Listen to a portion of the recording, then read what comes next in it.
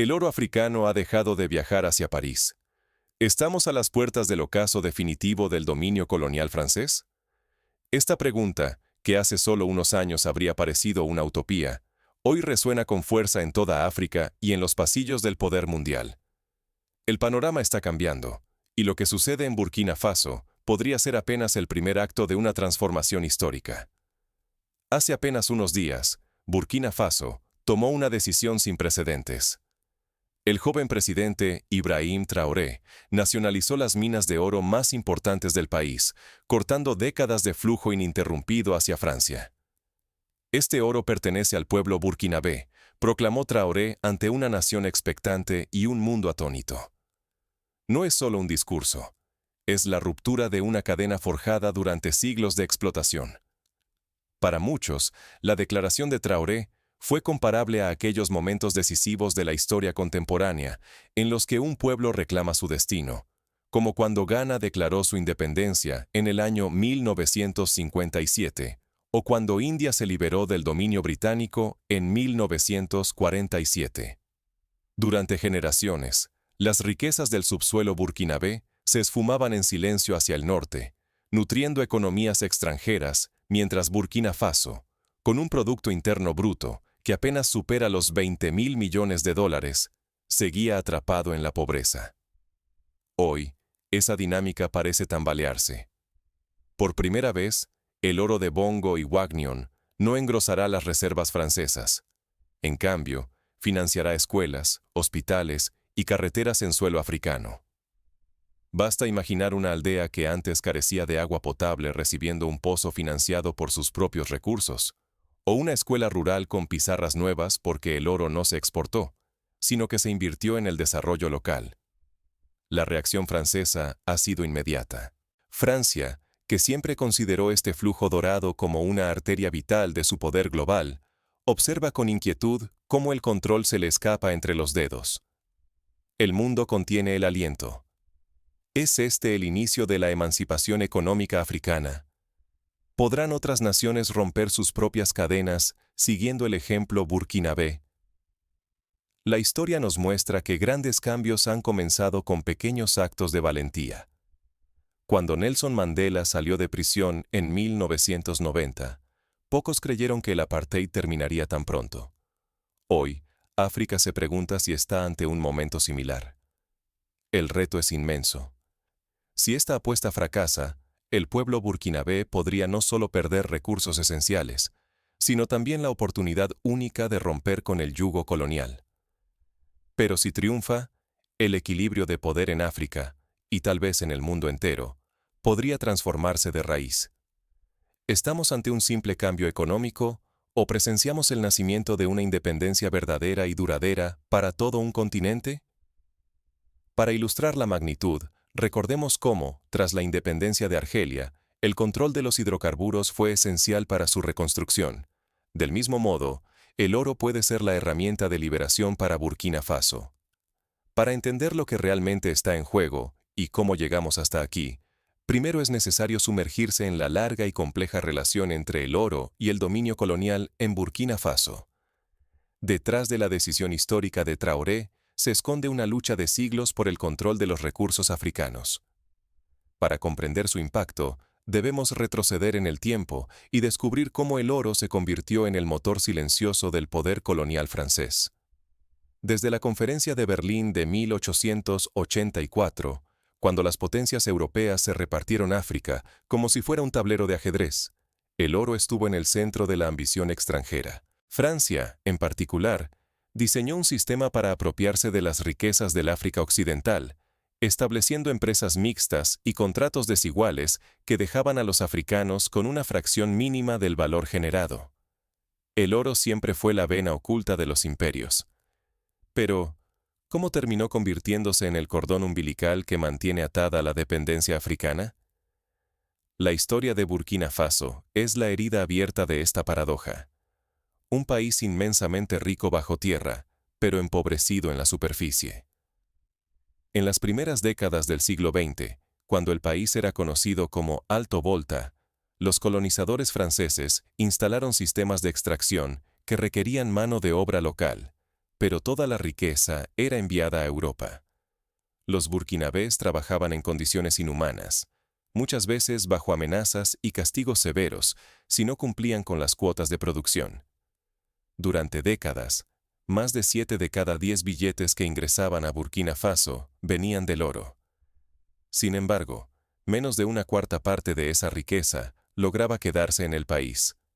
El resto cruzaba océanos y llenaba las bóvedas de otros, sobre todo las de Francia.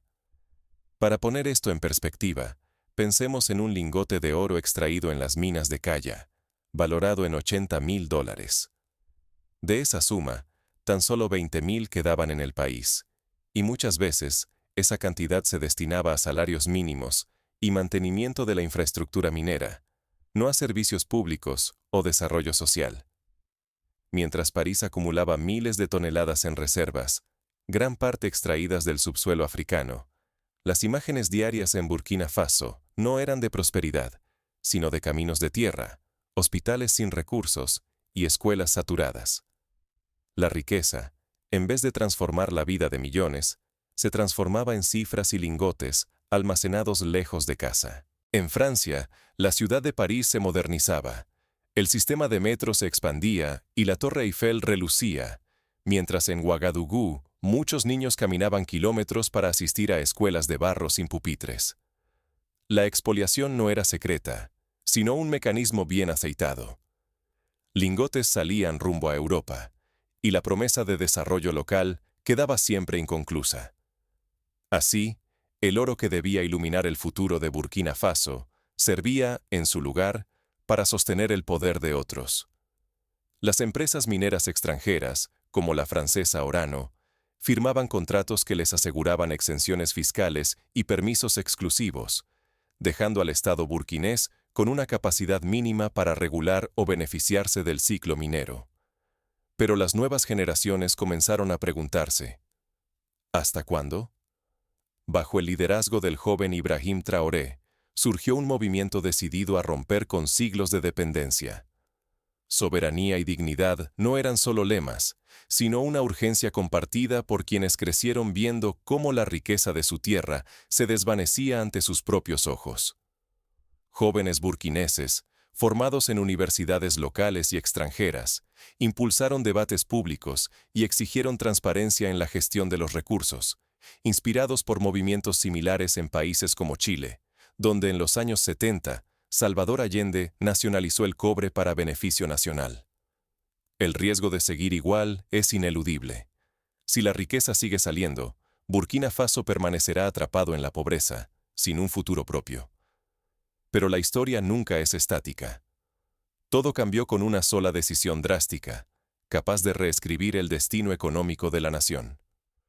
Un ejemplo histórico lo encontramos en Bolivia, cuando la nacionalización de la industria del gas en el año 2006 permitió invertir en programas sociales y reducir la pobreza extrema en apenas una década. La nacionalización de las minas de oro no solo desafiaría intereses históricos, sino que también pondría a prueba la capacidad del país para controlar su propio destino. ¿Qué llevó a Traoré y a su generación a dar este paso sin precedentes? La respuesta está en la presión popular, la crisis global y la urgencia de no repetir los errores del pasado. La juventud burkinabé, inspirada por las protestas del año 2014, que derrocaron al antiguo presidente Blaise Compaoré, exigía un nuevo contrato social basado en la justicia y el desarrollo inclusivo. En cuestión de horas, un pequeño país africano desafía siglos de reglas. Burkina Faso rompe contratos con Europa y deja de obedecer a sus antiguos amos. El temblor sacude no solo la región, sino el tablero global. Las bolsas internacionales reaccionan con nerviosismo. El precio del oro fluctúa y los analistas debaten si el modelo burkinés podrá sostenerse ante la presión externa. El presidente Ibrahim Traoré, joven y resuelto, toma una decisión histórica: nacionalizar las minas de oro de Bongo y Ouagonon. Se acabaron las concesiones a multinacionales.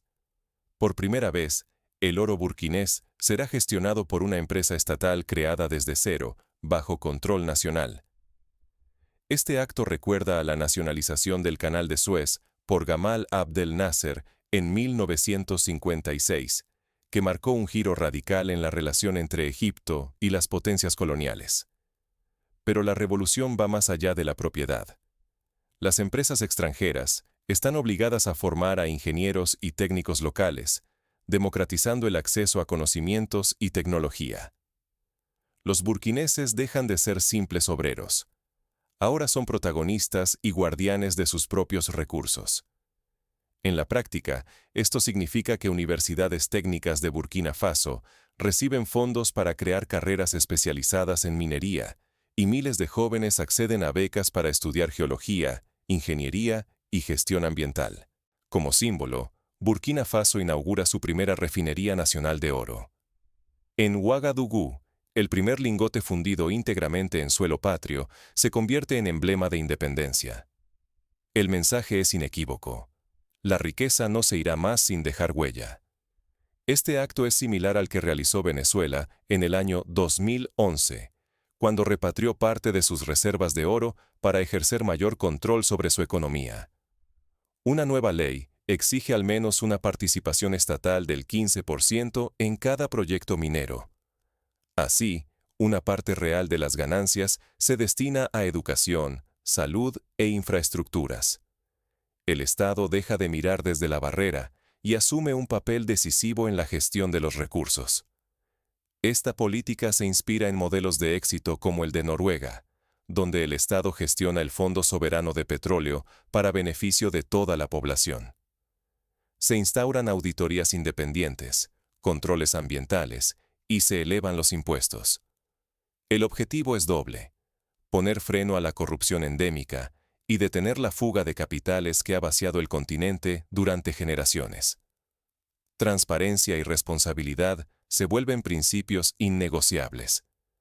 Por ejemplo, cada año se publican informes públicos sobre la producción y ventas de oro, y una junta ciudadana revisa el destino de los fondos, previniendo desvíos como los que afectaron a Nigeria tras la nacionalización del petróleo en los años 70.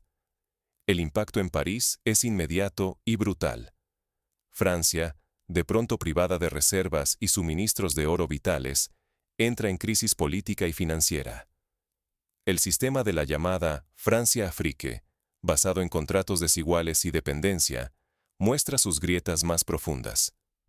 La prensa francesa debate la sostenibilidad del modelo colonial, y líderes políticos piden una revisión de las relaciones con África. Algunos empresarios franceses incluso organizan protestas, temiendo la pérdida de empleos y contratos millonarios. Mientras los lingotes dejan de cruzar el Mediterráneo, la indignación estalla en las calles de París. La opinión pública, atónita y dividida, experimenta en tiempo real las sacudidas de un nuevo orden mundial. Se publican editoriales que comparan la situación con la crisis petrolera de los años 70, cuando los países árabes cortaron el suministro y Europa tuvo que reinventar su política energética. Sin embargo, el riesgo es abismal. Cualquier error podría atraer sanciones internacionales, desestabilización interna o incluso la amenaza velada de intervención extranjera. Pero si Burkina Faso resiste, puede convertirse en faro para toda África y cambiar las reglas del juego global para siempre. Países como Guinea, que nacionalizó sus minas de bauxita en los años 70, sirven como advertencia y esperanza. El éxito depende tanto del control estatal como de la capacidad para evitar el aislamiento internacional. Pero la presión internacional apenas comienza.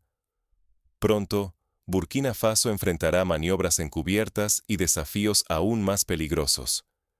Se intensifican las campañas de desinformación, los intentos de sabotaje económico y la presión diplomática.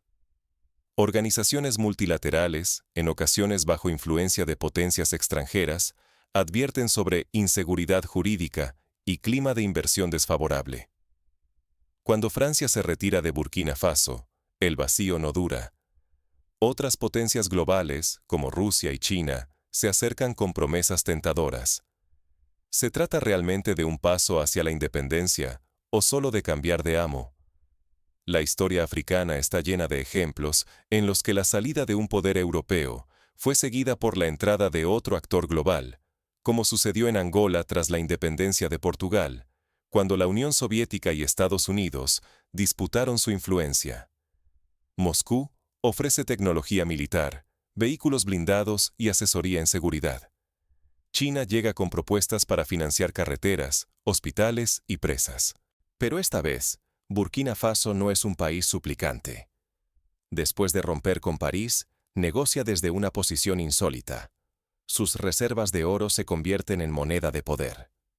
El gobierno exige condiciones claras, transparencia y respeto a la soberanía, aprendiendo de los errores de países que cayeron en la trampa de la deuda. Ya no acepta contratos opacos impuestos desde Europa. Ahora exige transparencia y equidad. China acepta invertir en proyectos prioritarios, pero bajo cláusulas que garantizan la soberanía nacional. Rusia apuesta por acuerdos de transferencia tecnológica, asegurando que el conocimiento permanezca en manos africanas. Por ejemplo, una empresa estatal rusa ofrece formar geólogos burkineses en Siberia, con la condición de que regresen para aplicar sus conocimientos en el país. Este giro no es solo individual. Junto a Mali y Níger, Burkina Faso funda la Alianza del Sahel. El bloque negocia unido, fortaleciendo su voz ante China, Rusia y cualquier potencia extranjera. Reclaman el control de sus recursos y diseñan estrategias conjuntas para el desarrollo, rompiendo definitivamente el molde colonial. Se inspiran en la OPEP, el cartel petrolero que en los años 70 logró elevar los precios del petróleo y mejorar las condiciones de los países productores. El ejemplo burkinés empieza a sacudir el continente. Ghana y Botsuana, históricamente estables, reconsideran sus políticas mineras. ¿Es hora de renegociar con las multinacionales o diversificar alianzas? Zimbabue, tras décadas de sanciones e aislamiento, estudia el modelo de Traoré con renovada esperanza. En foros africanos, líderes debaten cómo replicar las auditorías independientes y los fondos soberanos para proteger la riqueza nacional. El debate se enciende. ¿Es esto una nueva dependencia, ahora bajo Moscú o Pekín? ¿O el nacimiento de una soberanía real, basada en la diversificación inteligente y el control estatal de los recursos? Burkina Faso exige respeto, pero el espectro del neocolonialismo nunca desaparece del todo. Intelectuales africanos advierten sobre el riesgo de repetir los errores de Zambia, que tras nacionalizar sus minas de cobre en los años 70, enfrentó décadas de mala gestión y dependencia de nuevos prestamistas. Un símbolo clave de esta era es el Fondo Nacional de Reservas de Oro. El país acumula y gestiona su propio oro, sentando las bases para liberarse del franco CFA. Sueñan con una moneda nacional respaldada por sus riquezas, y la independencia monetaria ya no parece una utopía. La experiencia del Banco Central de Venezuela, que usó el oro como reserva para sortear crisis internacionales, sirve como referencia para diseñar una política monetaria robusta. En pocos años, Burkina Faso se convierte en ejemplo mundial.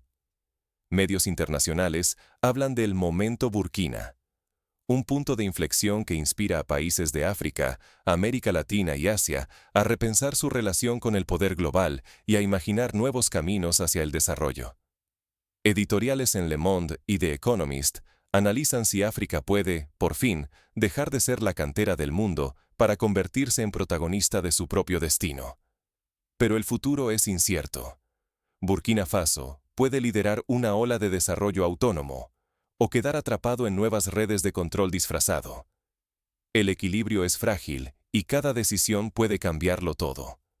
La experiencia de Libia tras la caída de Gaddafi muestra que la independencia económica no garantiza estabilidad si las instituciones no son sólidas y la ciudadanía no participa activamente. Los ojos del mundo están puestos sobre Burkina Faso. La próxima jugada puede definir el destino de toda una generación africana. Universidades, ONGs y organismos multilaterales siguen de cerca el proceso, publicando informes, organizando seminarios y ofreciendo asistencia técnica para fortalecer la gobernanza y la transparencia en la gestión de los recursos. Un solo lingote puede transformar pueblos enteros. Pero la verdadera pregunta es, ¿quién decide cómo se usa el oro? ¿Quién garantiza que no termine solo en pocas manos poderosas? En la práctica, esto implica que cada comunidad debe tener voz y voto en el destino de los ingresos mineros, participando en presupuestos participativos y supervisando obras públicas financiadas por el oro nacionalizado. Por primera vez en la historia de Burkina Faso, los ingresos mineros llegan directamente a las comunidades. El dinero del oro financia escuelas nuevas, hospitales con equipamiento moderno, carreteras que unen aldeas antes aisladas y electricidad en lugares donde solo había oscuridad. Cada aula llena, cada quirófano atendido, cada kilómetro asfaltado es prueba de una revolución concreta. Por ejemplo, la región de Saaba, que antes dependía de donaciones extranjeras para mantener su único hospital, ahora recibe fondos directos para contratar médicos y adquirir medicamentos vitales. La empresa nacional minera no solo extrae el oro, también compra a mineros artesanales, asegurando ingresos justos a quienes antes trabajaban en la sombra. Miles de familias rurales, atrapadas durante generaciones en la pobreza, ahora encuentran una salida digna. El oro deja de ser un lujo de inversionistas extranjeros para convertirse en herramienta de desarrollo local. Programas de microcréditos, financiados por el Fondo Nacional de Reservas, permiten a pequeños emprendedores iniciar negocios de transformación de oro y artesanías. Otro pilar fundamental es el Fondo Nacional de Reservas. Por primera vez, el país guarda parte de su oro como escudo contra crisis globales, evita devaluaciones y refuerza su estabilidad económica. Incluso se planea, a futuro, usar este respaldo como base para una nueva moneda africana, libre de ataduras coloniales. Este modelo encuentra un paralelo en el Fondo Noruego de Pensiones, que invierte las ganancias del petróleo para asegurar el bienestar de las futuras generaciones. Pero la amenaza de repetir errores históricos es real. África ha visto cómo la nacionalización fue desviada por la corrupción y la riqueza desapareció en cuentas privadas. La presión internacional crece. Potencias extranjeras, multinacionales y hasta grupos armados buscan retomar el control. Además, la volatilidad del precio del oro puede convertir la abundancia en ruina de un año a otro. Países como Sierra Leona, que en los años 90 vivieron guerras alimentadas por diamantes de sangre, sirven como advertencia de que la riqueza sin control puede ser un arma de doble filo. La única defensa es la fortaleza de las instituciones, auditorías independientes y la vigilancia constante de la ciudadanía. Sin estos pilares, la revolución dorada puede desvanecerse y la esperanza colectiva transformarse en otra amarga decepción. Iniciativas como la publicación en línea de todos los contratos mineros y la rendición de cuentas trimestral en asambleas populares son pasos concretos para mantener la transparencia y la confianza ciudadana. Para la juventud africana, este momento es un espejo. Por primera vez pueden verse como dueños de su destino, conscientes de que la riqueza de su tierra puede cambiar sus vidas. El oro deja de ser una condena para convertirse, finalmente, en una fuente de dignidad y orgullo nacional. Programas de becas y formación técnica, financiados por el Estado, permiten que jóvenes de aldeas remotas estudien carreras antes reservadas a las élites urbanas. La alternativa no admite matices. O el oro financia un futuro digno para millones de burkineses, o se convierte en otra oportunidad devorada por élites locales o intereses extranjeros. La historia de países como Botsuana, que logró convertir sus diamantes en uno de los mayores índices de desarrollo humano de África, demuestra que la gestión transparente y la inversión inteligente pueden cambiar destinos. En la encrucijada, cada decisión y cada vigilancia importan. El futuro de Burkina Faso, y tal vez de toda África, se juega en el pulso de esta revolución dorada. Pero, ¿qué obstáculos esperan en el siguiente acto de esta historia? La amenaza de golpes de Estado, la tentación de la corrupción y la presión internacional son desafíos reales, pero también lo son la creatividad, la resistencia y la voluntad de un pueblo decidido a no ceder. El oro de Burkina Faso ya no es solo un metal brillante, se ha convertido en un emblema de desafío y esperanza. ¿Qué harás tú con esta historia, ahora que es también tuya? Como ciudadano global, tienes la opción de apoyar la transparencia y la justicia, exigiendo a tus propios líderes que respeten el derecho de los pueblos a gestionar sus recursos. Durante siglos, ese oro fluyó en silencio hacia imperios lejanos, alimentando riquezas ajenas y dejando a África apenas migajas. Pero hoy, bajo la mirada firme de sus ciudadanos, el oro burkinés grita una verdad distinta. Aquí empieza una época nueva, donde la voz africana se atreve a reescribir las reglas del juego global. Organizaciones sociales, medios independientes y movimientos juveniles difunden la historia de Burkina Faso, convirtiéndola en ejemplo para otras luchas de justicia económica. La independencia real nunca es un regalo. Solo nace y se mantiene si hay vigilancia, acción colectiva y el coraje de imaginar un futuro diferente.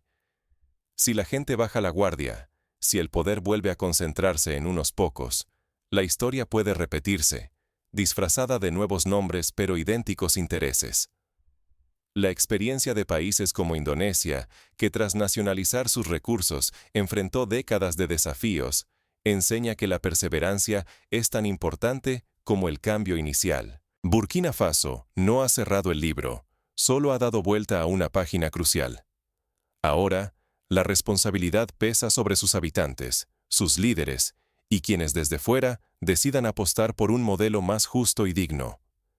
La diáspora africana, organizaciones internacionales y ciudadanos comprometidos pueden sumar esfuerzos para proteger y fortalecer este proceso. Ese oro, antes símbolo de riqueza perdida, puede convertirse en escuelas, hospitales y caminos que unan sueños con realidades. Pero cada lingote es también una advertencia.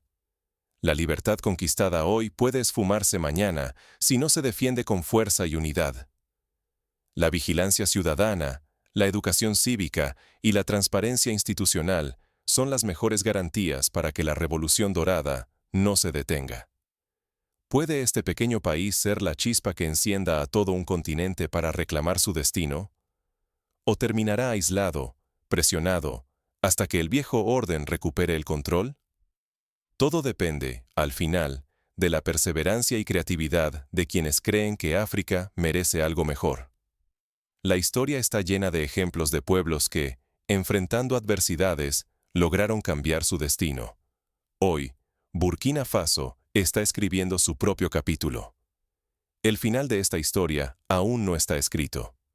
Está en tus manos, en las nuestras, en la voluntad colectiva de quienes decidan no ser simples testigos, sino protagonistas de un cambio real.